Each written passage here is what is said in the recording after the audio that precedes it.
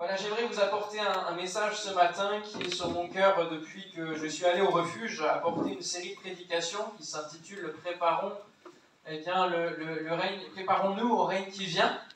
Et vraiment depuis ça, le refuge, pour ceux qui ne connaissent pas, c'est un centre de vacances chrétien en Alsace, dans lequel je vais, mes parents vont depuis de longues années, et dans lequel on se fait du bien. Chaque jour, il y a 2 réunions, et aussi toute une belle région à visiter. On se repose, et en même temps, on s'édifie, on se fortifie dans le Seigneur. Amen. Et donc, vraiment, cette interpellation qu'il nous reste peu de temps avant que Jésus revienne. Et donc le thème d'aujourd'hui c'est « Vois-tu Jésus revenir ?» Anne, ma sœur Anne, vois-tu quelque chose venir? Vois-tu Jésus revenir? Amen. Un petit quiz parce que finalement on se construit quand même des idées dans nos têtes. Combien pensent que Jésus peut revenir dans l'année qui vient? Ok. J'espère que vous êtes prêts, hein? L'année à venir, là, dans 1 an, d'ici 1 an.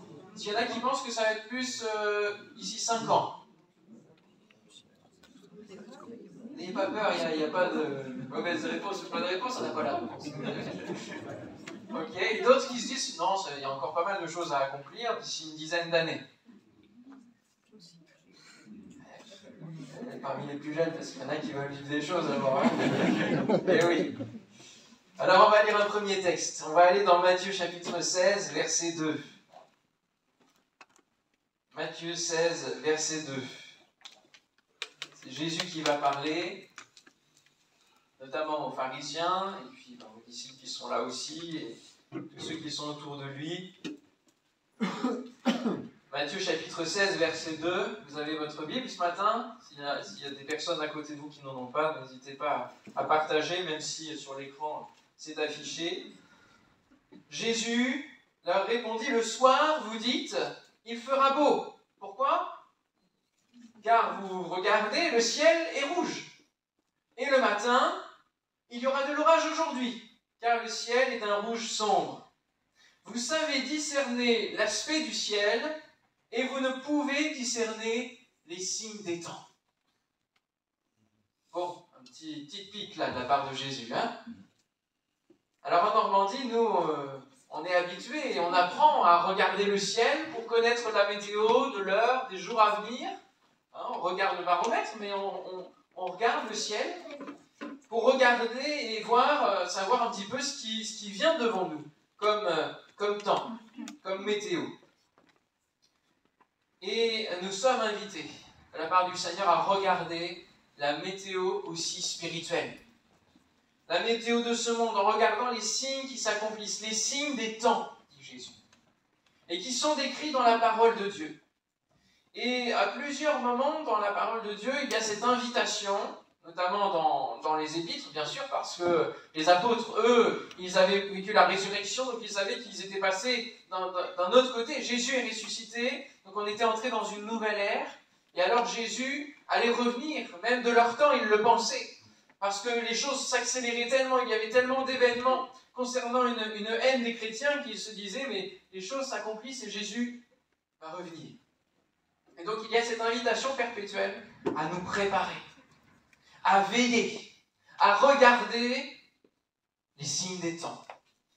Et il y a aussi, déjà dans l'Ancien Testament, des hommes qui ont rejoint David dans le désert alors que David fuyait devant Saül, et qu'ils essayaient de se tenir fidèles au Seigneur. Eh bien, il y a des fils d'Issachar, c'est leur particularité, c'est dans 1 Chronique 12, 32 pour ceux qui veulent prendre des notes. Des fils d'Issachar ayant l'intelligence des temps pour savoir ce que devait faire Israël. 200 chefs et tous leurs frères sous leurs ordres qui ont rejoint donc David, le roi David. Ils avaient l'intelligence des temps pour savoir ce que devait faire Israël. Est-ce que nous avons l'intelligence des temps? Voilà la première lecture que nous pouvons voir des événements. Voilà, on nous raconte des événements, on nous rapporte des événements qui sont passés soit localement, soit nationalement, soit mondialement aujourd'hui, parce que nous avons tous les moyens de savoir dans les 5 minutes qui suivent Il y a toujours quelqu'un pour filmer une catastrophe, toujours quelqu'un qui est là avec un téléphone, qui va filmer, parce qu'aujourd'hui on est tellement avec, c'est notre troisième main que forcément le téléphone est allumé. Mais tout de suite ça nous est rapporté, à tel point que quand il y a des attentats, les médias des fois ne font pas attention et amènent des informations qui sont très utiles à ceux qui sont en train de fuir. Avons-nous l'intelligence, au-delà de ce qui nous est rapporté, et qui vient miner notre cœur, qui vient nous amener à un état dépressif parce qu'on se dit mais le monde est tellement sans dessus-dessous, tellement fou. On a l'impression que le plus horrible est venu, et puis une autre nouvelle nous amène encore plus horrible, encore plus terrible.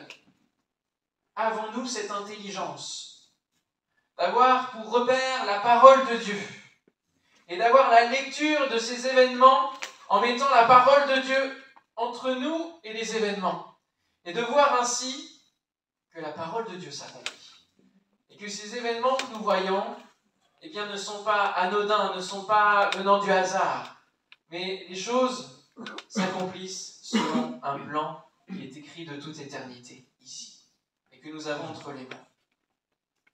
Nous ne savons pas toujours dans quel ordre se feront les choses, et lorsque vous lisez l'Apocalypse, je pense que vous êtes comme moi, on peut se trouver vite perdu, parce qu'il y a beaucoup d'événements, il y a beaucoup de symbolisme, et donc pour décrypter, pour savoir à quel moment les choses vont se faire, eh bien il nous faut faire preuve de patience auprès de Dieu, de recherche auprès de Dieu. Mais l'important n'est pas forcément de savoir en quel temps les choses se font, mais déjà de savoir qu'est-ce qui va se passer. Et donc pour cela, nous avons deux choses à regarder dans ce monde. Notre premier élément, c'est notre sismographe spirituel, c'est de regarder Israël. Ayons un focus et un regard dans l'actualité sur ce qui se passe en Israël. C'est notre premier focus, c'est un sismographe. Dès qu'il y a un tremblement là-bas, un événement, eh bien, il nous faut être donc en veille. Chaque actualité concernant ce pays est un indicateur de l'accomplissement des prophéties. Et je vais citer quelques-unes de ces prophéties. Ça marche? Vous êtes prêts? Déjà, le fait que les Juifs retournent en Israël, de par le monde, de toute la diaspora, et dans notre pays, nous avons une grande diaspora juive, eh bien, ils vont retourner dans leur pays. Ça s'appelle l'Aliyah. Et c'est écrit dans Zacharie au chapitre 10, « Je les disperserai parmi les peuples, et au loin ils se souviendront de moi, ils vivront avec leurs enfants, et ils reviendront. Ils reviendront. Je les ramènerai du pays d'Égypte, je les rassemblerai de l'Assyrie, je les ferai venir au pays de Galaad et au Liban, et l'espace ne leur suffira pas. » Et depuis que l'État d'Israël en 1948 est né en un jour, comme l'a dit la Bible aussi dans Ésaïe, un pays peut-il naître en un jour? Oui, Israël est né en un jour, a été décrété, et aujourd'hui est ancré dans le paysage du Moyen-Orient. Et bien depuis là, la démographie d'Israël ne cesse d'augmenter de par ses retours. Il y a certes la natalité, mais il y a aussi des retours massifs au travers des différents événements. Et l'un des plus grands retours derniers, c'était en 2022 avec l'éclat de la guerre en Ukraine, où des Juifs ukrainiens et des Juifs russes ont senti le vent venir aussi et se sont dit, il est temps de retourner au pays. Et plusieurs opérations comme cela vont se passer. Et dans notre pays, encore hier, vous avez bien vu l'événement, à la Grande Motte, il va y avoir une accélération d'événements concernant les Juifs parce qu'ils doivent retourner au pays. Et c'est comme les pousser un petit peu, les réveiller pour qu'ils rentrent en Israël. Et nous n'avons pas fini d'avoir des événements concernant les Juifs. Il est dit dans ce verset que j'ai lu qu'il va les faire venir au pays de Galaad. Aujourd'hui, le pays de Galaad, c'est la Jordanie, la Cisjordanie. Et aujourd'hui, là où il y a le plus d'accélération et de construction de colonies, c'est en Cisjordanie. Ça ne plaît pas aux occupants actuels, mais il y a énormément de colonies qui se bâtissent. Et puis, ils entament aussi le désert, parce qu'il n'y a plus de place. L'espace ne leur suffira pas. Les Juifs, je le disais, subissent des attaques. Et le psaume 83, verset 5 nous dit « Venez, disent-ils, exterminons-les du milieu des nations, et qu'on ne se souvienne plus du nom d'Israël. » Les documentaires que vous pouvez voir à la télé nous racontent de nouveau ce qui s'est passé il y a 80 ans de cela. Une haine des Juifs. Pourquoi cet homme Adolf Hitler a une haine des Juifs. C'est fou quand même. Les Juifs sont visés parce qu'ils sont le peuple que Dieu s'est choisi. Et alors l'ennemi, le diable, ne cessera de vouloir atteindre et détruire ce peuple. Et le deuxième peuple, eh bien, c'est les chrétiens, les nations qui s'ouvrent à l'évangile. Et l'ennemi ne cessera aussi de vouloir détruire ce peuple-là. Venez, disent-ils, qu'on extermine les Juifs du milieu des nations. Il y a un autre dirigeant, il y a quelques années, à Ahmadinejad, qui disait « Je veux rayer Israël de la carte de ce monde ». Beaucoup en veulent, et tous les pays aux alentours d'Israël en veulent, et veulent enlever cette écharde dans la chair de ce monde. Tout petit pays, mais qui a une force, c'est celle du Dieu Tout-Puissant qui protège ce pays. Jusqu'à un moment donné où les tensions vont devenir de plus en plus fortes. De plus en plus fortes. Les nations, même les nations alliées vont avoir du mal. Et là, ça a commencé avec le 7 octobre et la réplique d'Israël qui ne cesse de se faire sur Gaza. Les alliés commencent à avoir un message teinté de mesure, parce que Israël va devenir indéfendable. De par ses actions, ils vont se rendre impopulaires. Parce que les nations doivent se liguer pour une bataille qui s'appelle Armageddon, dont il est parlé dans l'Apocalypse et aussi dans Zacharie. C'est dans Apocalypse chapitre 16, si vous voulez venir avec moi, Apocalypse chapitre 16, si vous n'avez pas peur d'ouvrir ce livre qui nous raconte ce qui va se passer dans les temps à venir. Armageddon, c'est une bataille qui va se livrer dans la vallée de Megiddo, une grande vallée où il y a déjà eu beaucoup de batailles dans l'histoire d'Israël. Et là, c'est vraiment une immense vallée qui va permettre aux armées de ce monde unifié d'arriver comme une mer d'hommes. Apocalypse chapitre 16, verset 12. Le sixième ange versa sa coupe sur le grand fleuve l'Euphrate, et son eau tarit, afin que les chemins des rois venant de l'Orient soient préparés. Et je vis sortir de la bouche du dragon et de la bouche de la bête et de la bouche du faux prophète 3 esprits impurs, semblables à des grenouilles, car ce sont des esprits de démons qui font des prodiges et qui vont vers les rois de toute la terre, afin de les rassembler pour le combat du grand jour du Dieu Tout-Puissant. Voici, je viens comme un voleur, heureux celui qui veille et qui garde ses vêtements afin qu'il ne marche pas nu et qu'on ne voit pas sa honte. Ça, c'est Jésus qui nous interpelle, chacun d'entre nous, en plein milieu de ces événements. Ils les rassemblèrent, donc les esprits impurs rassemblèrent tous les rois de la terre et les nations dans le lieu appelé en hébreu Armageddon. Ce qui est intéressant au début de ma lecture, c'est qu'il est marqué que l'Euphrate, le fleuve, doit tarir. Est-ce que vous êtes au courant de ce qui se passe depuis quelques années concernant l'Euphrate? Les pêcheurs qui, depuis 30 ans, avaient hérité de leur père aussi cette tradition de pêcher, ce métier de pêcheur, ne peuvent plus transmettre à leurs enfants parce que l'Euphrate s'assèche. Les poissons meurent. La parole de Dieu s'accomplit.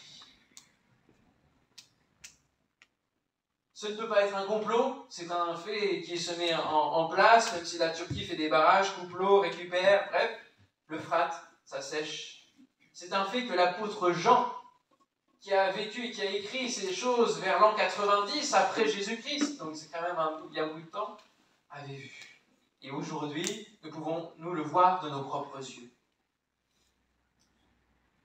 À ce moment, à cette grande bataille d'Armageddon, Israël ne pourra plus s'en sortir tout seul, avec ses armes, avec sa force de guerre, avec son dôme de fer. Alors, son dôme, tout cela, non, ils ne pourront plus. Alors, ils crieront à l'Éternel. Et c'est ce que nous dit Zacharie chapitre 12. En ce jour-là, je m'efforcerai de détruire toutes les nations qui viendront contre Jérusalem. Alors je répandrai sur la maison de David et sur les habitants de Jérusalem un esprit de grâce et de supplication. Seigneur, au secours! Et ils tourneront les regards vers moi, celui qu'ils ont percé. Ils pleureront sur lui comme on pleure sur un fils unique parce Ils comprendront alors que Jésus était véritablement le Messie qu'ils attendaient. Ils pleureront amèrement sur lui comme on pleure sur un premier-né. En ce jour-là, le deuil sera grand à Jérusalem, comme le deuil d'Adrimon dans la vallée de Méguidon. Voici quelques prophéties qui sont en train de s'accomplir. Il y en a déjà qui sont accomplies, d'autres qui vont s'accomplir. Je ne peux pas les citer toutes, mais il y a le désert qui refleurit. Aujourd'hui, vous regardez comment la pointe de la technologie d'Israël fait refleurir le désert. Encore une parole qui s'accomplit. Suivez ce qui se passe en Israël et comparez avec votre lecture quotidienne de la parole de Dieu. Et le Saint-Esprit vous montrera, c'est passionnant. Passionnant. Amen. De voir que Dieu est bien au-dessus de tout. Et alors que les hommes s'agitent et s'affolent, nous pouvons garder la paix parce que c'est simplement ce que Dieu dit qui s'accomplit. Deuxièmement, après avoir vu notre sismographe d'Israël, donc le sismographe spirituel, eh bien nous voyons aussi qu'il y a un accouchement qui est imminent. L'accouchement est imminent. L'autre indicateur que nous devons observer, eh bien, c'est le monitoring spirituel du monde. Les contractions qui arrivent dans les nations et dans ce monde, à différents reliefs. Nous sommes dans le temps des nations. C'est le temps des nations aujourd'hui. Elles peuvent venir vers Jésus parce qu'il y a un accès à l'évangile qui a été rendu possible au travers de Christ. Alors que le salut était réservé aux Juifs, eh bien, Dieu a étendu aux nations ce salut. Alléluia. Il l'a étendu par Jésus-Christ qui est venu pour que le monde ne périsse pas et que tous ceux qui choisissent de croire en Jésus soient sauvés. Mais il y a en même temps l'accès de cet évangile, il y a aussi une montée en puissance du péché. Une montée en puissance de l'antichrist, de celui qui ne veut pas, qui veut garder l'ensemble des nations sous sa coupe, l'ensemble des êtres humains sous son esclavage. Et cette montée en puissance, eh bien, elle soulève la rébellion envers Dieu, la haine entre les peuples, et le péché est poussé à son maximum. Et l'image que la Bible prend pour parler de ces choses, eh bien, c'est celle d'une gestation et d'un accouchement. À la fin du temps des nations et de ce temps de la grâce où Dieu veut nous faire grâce et où nous pouvons chacun saisir cette grâce de Dieu, eh bien, à la fin de cela va venir un règne, le règne de Jésus. Nous l'avons chanté tout au long de cette matinée, Christ est roi. Il y a un règne de 1000 ans, pour montrer de nouveau au monde qui commande réellement. Alors que le monde et l'homme se targuent d'être le seul inventeur, le seul créateur, eh bien, Dieu va montrer qui commande. Et nous lisons dans Matthieu chapitre 24, venez avec moi dans Matthieu chapitre 24, il y a encore un texte ici que Jésus nous donne quelques indicateurs, justement, de comment les choses vont se faire. Matthieu chapitre 24, verset 4, Jésus leur répondit, « Prenez garde que personne ne vous séduise, car plusieurs viendront sous mon nom en disant, c'est moi qui suis le Christ. Et ils séduiront beaucoup de gens. Vous entendrez parler de guerre et de bruit de guerre. Gardez-vous d'être troublés, car il faut que ces choses arrivent. Mais ce ne sera pas encore la fin. Une nation s'élèvera contre une nation, un royaume contre un royaume. Il y aura en divers lieux des famines et des tremblements de terre. On peut se dire jusque-là, ça fait bien longtemps que ces choses arrivent. Jésus dira, tout cela ne sera que le commencement des douleurs. Le début du travail en vue de l'accouchement. Alors on vous livrera au tourment, et l'on vous fera mourir, et vous serez haïs de toutes les nations à cause de mon nom. Alors aussi plusieurs succomberont, ils se trahiront, se haïront les uns les autres. Plusieurs faux prophètes s'élèveront et séduiront beaucoup de gens. Et parce que l'iniquité se sera accrue, la charité du plus grand nombre se refroidira. Et celui qui persévérera jusqu'à la fin sera... Alléluia! J'espère que nous sommes de ce nombre de persévérants. Cette bonne nouvelle du royaume sera prêchée dans le monde entier pour servir de témoignage à toutes les nations. Alors viendra la fin. Je ne veux pas être un prophète de malheur ce matin, mais un prophète de bonne nouvelle. Alléluia. Et je ne veux pas être un prophète qui donne des révélations nouvelles, mais avoir une prédication prophétique dans le sens que les prophéties s'accomplissent, tout simplement. En lisant la parole de Dieu. L'annonce de l'évangile dans le monde entier. Et là, c'est un autre curseur qu'il faut regarder, les traductions de la Bible et l'accès à la Bible pour tous les langages. Et aujourd'hui, en 2024, selon l'Alliance biblique universelle, la Bible intégrale a été traduite au total en 742 langues, parlée par plus de 5,7 milliards de personnes. Ça fait déjà une bonne proportion sur les milliards que nous sommes. Le Nouveau Testament seul a été traduit dans 1678 langues.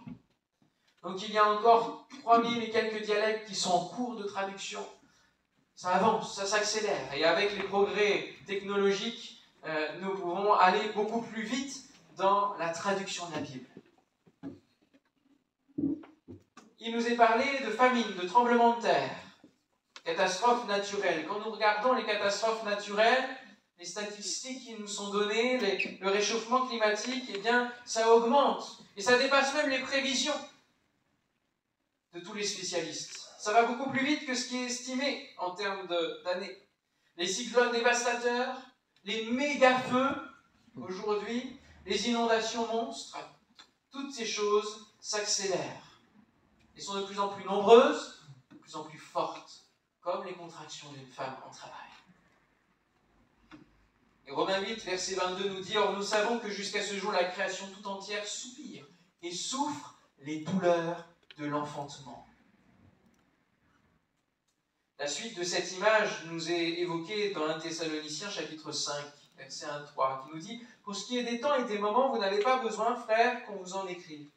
Car vous savez bien vous-même que le jour du Seigneur viendra comme un voleur dans la nuit. Quand les hommes diront « paix et sûreté », alors une ruine soudaine les surprendra, comme les douleurs de l'enfantement surprennent la femme enceinte, et ils n'échapperont point. Le temps des nations est égal à celui de la tour Babel ou du temps de Noé. C'est ce que Jésus nous dit aussi. Nous sommes dans les mêmes moments, c'est-à-dire qu'il y a une telle incrédulité que les hommes se moquent de qui sont les chrétiens. Vous croyez encore à ces choses, vous ? Vous croyez vraiment que Jésus va revenir sur les nuées ? Oh là là, ça paraît bizarre, le dragon, tout ce qu'on lit dans l'Apocalypse. Vous croyez à ça, vous ? Et nous ne devons pas laisser place aux moqueries, ou en tout cas les laisser de côté et nous préparer. Nous préparer. Construisons notre arche et notre maison spirituelle là-haut. Parce que c'est comme le temps de Babel, il y a une montée en puissance du pouvoir humain, de l'intelligence humaine, qui est en train de créer une nouvelle intelligence. On en entend parler petit à petit, intelligence artificielle. Alors on peut se dire, ça ne viendra pas jusque dans nos campagnes, ça c'est des histoires de grandes villes. Mais le Covid n'est-il pas venu dans nos campagnes ? Et nos téléphones ne sont-ils pas dans nos campagnes ? Et toutes les démarches que vous devez faire ne sont-elles pas reliées à Internet, à tout cela ? Et l'intelligence artificielle, eh bien, aujourd'hui, fait dire au créateur de l'intelligence artificielle, nous sommes des dieux. Et si vous achetez Oui Demain, c'est une revue que vous pouvez trouver en kiosque, l'humain créa son successeur. C'est l'intelligence artificielle. Et vous avez une dizaine d'articles qui vous donnent dans un langage biblique, ils prennent l'image du langage biblique, ils parlent d'Apocalypse, ils parlent de tout cela, combien l'intelligence artificielle va prendre place dans nos vies, et combien elle va dépasser l'être humain. Et j'ai acheté cette semaine un autre qui est un magazine scientifique en lien avec France Info, Epsilon, qui dit « Maintenant, l'IA nous ment ». Elle commence petit à petit à prendre une véritable intelligence qui dépasse l'être humain. Et les estimations sont entre 2029, 2032, 2045, à différentes dates, mais le fait qu'elle va surpasser l'être humain et soit emmener le monde à la destruction, soit emmener le monde à une surprotection qui va éradiquer tous les fléaux du monde, qui va éradiquer toutes les choses pénibles et promettre la vie éternelle. C'est écrit noir sur blanc par les non-chrétiens. Et nous, chrétiens, ça doit nous interpeller. Pourquoi ? Parce que c'est le même principe que la tour de Babel. Faisons-nous un nom, construisons un édifice qui nous amène jusqu'au ciel, nous nous ferons un nom, nous remplacerons Dieu. Nous n'avons pas besoin de Dieu. Et ce monde à venir va nous promettre les mêmes choses que le Seigneur, la vie éternelle, mais sans Dieu. Et ce sera ça la séduction. L'homme qui a peur de la mort, l'homme qui a peur pour sa santé, va véritablement s'engouffrer dans ce système-là, dans cette proposition-là mondiale, en étant marqué. Et c'est elle la bête. C'est ça l'esprit de la bête et de l'antichrist, l'image de la bête, qui va vouloir marquer chacun d'entre nous. Mais nous sommes scellés et marqués du Saint-Esprit. Amen. Et il faut que nous chérissions sur nos vies pour ne pas être séduits. Il faut que nous veillions sur notre cœur, parce que ça va venir vite, ça va s'accélérer. Il ne nous reste plus beaucoup de temps. Et ça doit faire notre joie. Alléluia. Elle reçut le pouvoir d'animer l'image de la bête afin que cette image puisse parler et faire tuer tous ceux qui ne l'adoreraient pas. Elle fit en sorte qu'on impose à tous les hommes, petits et grands, riches et pauvres, libres et esclaves, une marque sur leur main droite et sur leur front. Et ce sera facile, parce que comme pour le Covid, qui était un exercice, je le crois, même s'il y a une réalité, mais il y a eu un exercice dans le fait de faire les passes sanitaires, de nous soumettre à quelque chose.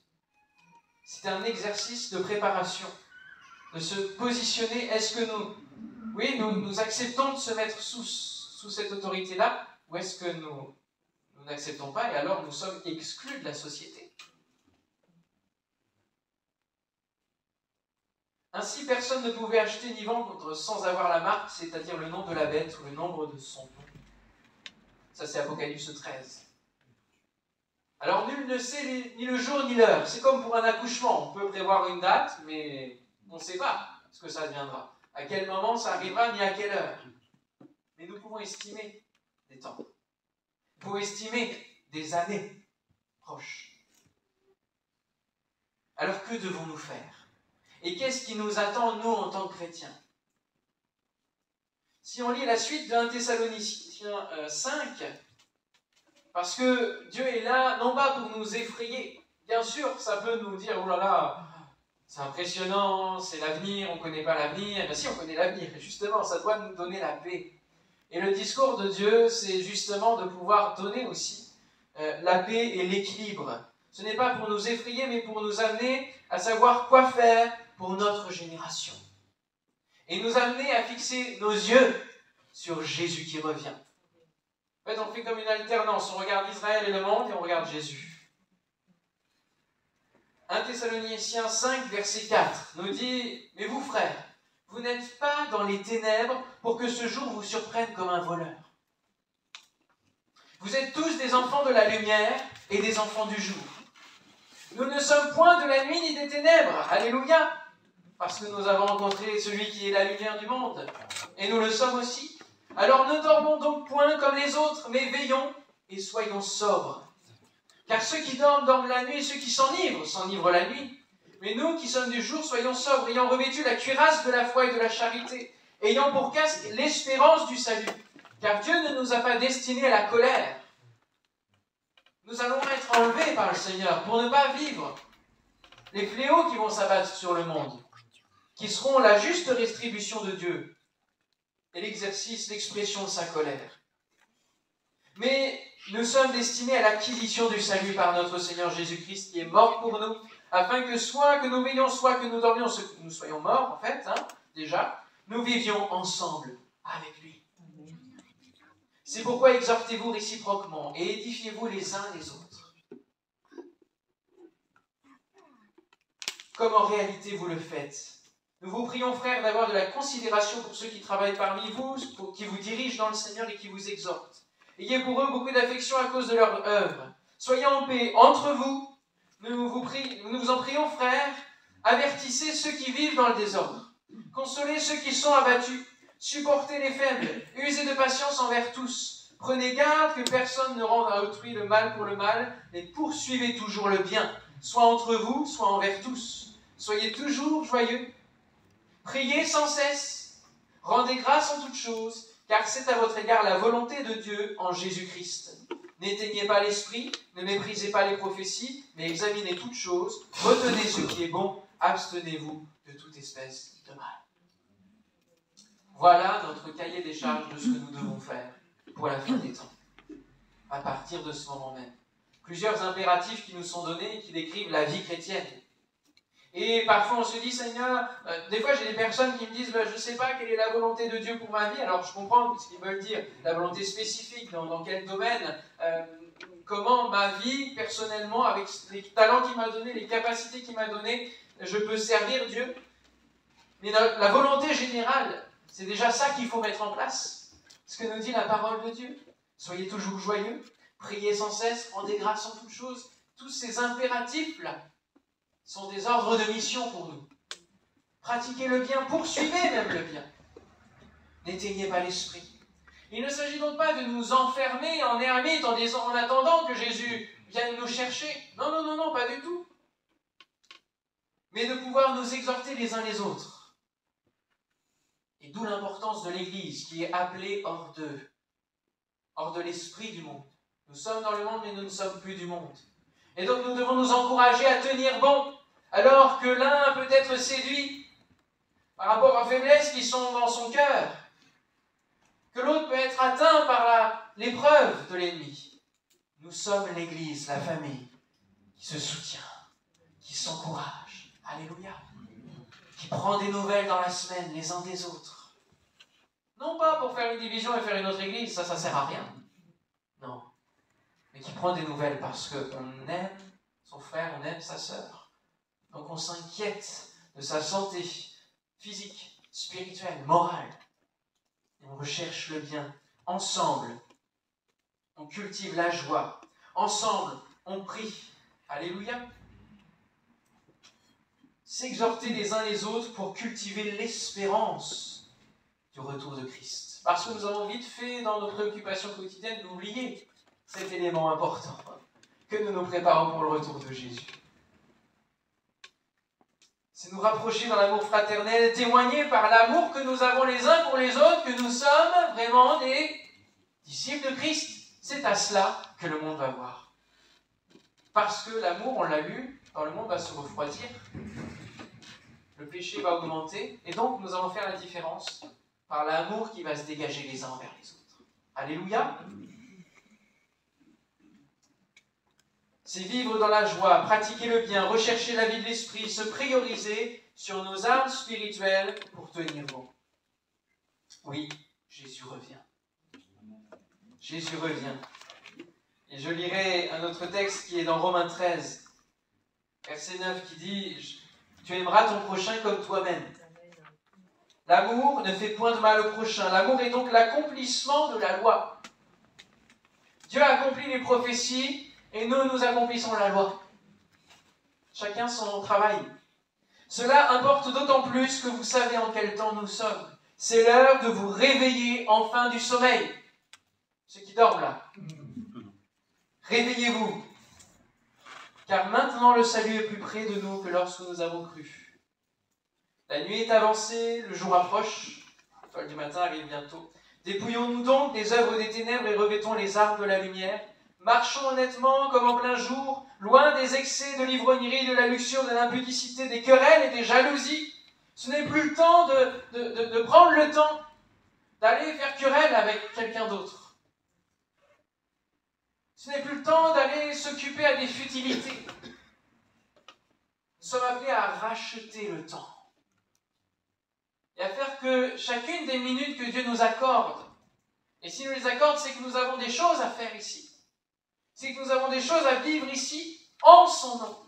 Pourquoi ? Parce que ce n'est plus nous qui vivons. C'est Christ qui vit en nous. Et donc, si nous vivons encore aujourd'hui, si Dieu nous accorde le souffle de vie, c'est parce que nous avons des choses à faire pour lui. Revêtez-vous du Seigneur Jésus-Christ et n'ayez pas soin de la chair pour en satisfaire les convoitises. Ça, c'est notre faiblesse. Et nous devons y travailler. Alors, chers retraités, priez comme Anne et Siméon, qui restaient dans le temple et qui ont été les seuls dans le temple à voir, au travers de ce bébé qu'ils ont pris dans les mains, le Messie. Pourquoi l'ont-ils vu ? Parce qu'ils étaient connectés à Dieu H24. Ils étaient dans le temple. Ils priaient sans cesse.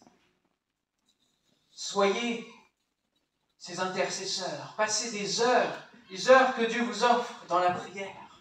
Priez pour les nouvelles générations qui vont être beaucoup plus facilement séduites. Ouvrez vos maisons de prière. Jeunes, annoncez l'Évangile avec votre vigueur, votre force. Et surtout, recherchez la vie de l'Esprit pour le faire. Afin que vous puissiez tenir, vous puissiez annoncer avec assurance, et que vous ne faiblissiez pas, que vous ne vous taisiez point. Et ceux qui sont dans la génération entre deux, eh bien, soyez des modèles en foi. Parce que Jésus se pose la question s'il trouvera la foi quand il reviendra. Soyez des modèles en pureté. Parce que les jeunes ont besoin de voir des gens solides dans la pureté, dans les différents domaines. Soyez des modèles en amour. Parce que c'est la plus grande des trois choses. Alléluia. En conclusion, je dirais simplement, levons nos têtes. Levons nos têtes. Ne soyons pas déprimés, ne soyons pas découragés par ce que nous voyons. Mais au contraire, levez vos têtes. C'est ce que Jésus dira. Quand ces choses commenceront à arriver, redressez-vous et levez vos têtes, parce que votre délivrance approche. Alléluia. Ce qui nous attend, c'est un nouveau ciel, une nouvelle terre. Alléluia.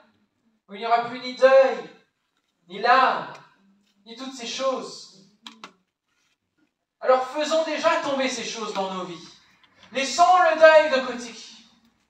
Laissons les larmes de côté. Revêtons la joie de Christ. Parce que bientôt nous retrouverons ceux pour qui nous avons porté deuil. Mais il faut couper maintenant. Il faut laisser tomber cela. Il ne faut pas se laisser habiter par l'esprit de mort, par l'esprit de haine qui veut nous environner, par le péché qui nous enveloppe si facilement. Brisons tous ces liens, mes frères et sœurs, parce que notre délivrance approche. Au-delà de l'actualité qui nous confirme l'accomplissement des prophéties sous nos yeux, nous sommes appelés à voir l'accomplissement depuis de nombreux siècles de l'ensemble de la Bible. Et cela doit nous amener à croire et à nous préparer. Alors que tu sois chrétien ou non ce matin, et je t'invite à devenir chrétien, c'est-à-dire à suivre Christ, à saisir cette invitation. Et peut-être que si tu es déjà chrétien de longue date, il faut reprendre cet appel de Christ, saisir, à nouveau répondre à cet appel de Christ à vivre en nouveauté de vie. Non par toi-même, parce qu'il existe des chrétiens charnels qui ne font pas cas de laisser l'esprit travailler leur cœur. Mon frère, ma sœur, n'endurcis pas ton cœur à la voix de Christ ce matin, mais laisse-toi modeler, transformer. Ne dis pas, je suis comme cela, ça ne va pas changer maintenant à mon âge. Non, non, non, non. Dieu veut encore t'apporter de nouvelles choses. Dieu veut encore te renouveler comme l'aine. Dieu veut renouveler tes pensées. Il veut renouveler ton intelligence, mon frère, ma sœur. Il va encore se servir de toi dans tes vieux jours. Recherche le Seigneur. Prépare-toi à la rencontre de ton Dieu. Parce que tout homme sera alors appelé au jugement. C'est encore le temps du salut où Jésus n'est pas venu pour juger. Mais après le salut, il y a l'heure du jugement. Et elle vient. Amen. On prie le Seigneur ensemble. Te bénissons notre Dieu. Et te louons pour ta parole. Merci Seigneur parce que tu as éclairé nos yeux.